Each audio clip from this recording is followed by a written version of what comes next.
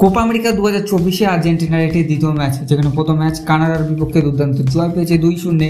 দ্বিতীয় ম্যাচ কিন্তু চিলের বিপক্ষে। অবশ্যই এই ম্যাচটি কবে হতে চলেছে, মুখোমুখি কে গিয়ে সম্পূর্ণ ডিটেলস আপনাদেরকে জানাতে চলেছি। আপনি আমাদের চ্যানেলে প্রথমবার আসলে চ্যানেলটিকে সাবস্ক্রাইব করে পাশে থাকা বেল আইকনটি এখনই ক্লিক করুন।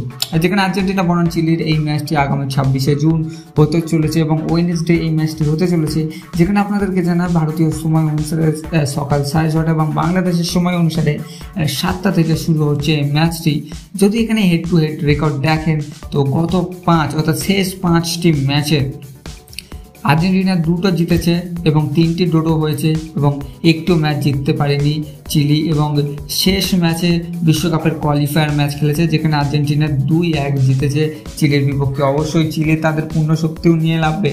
আর সবথেকে বড় কথা, এখানে যদি কোপা আমেরিকার কথা বলা হয়, কোপা আমেরিকায় কিন্তু একটা অলরেডি টেক্কা দেয় আর্জেন্টিনাকে, সেটা চিলি দল এমন ভাই কখন কি করা যায় আর্জেন্টিনার বিপক্ষে তাদের বোঝা অবশ্যই মুশকিল আছে।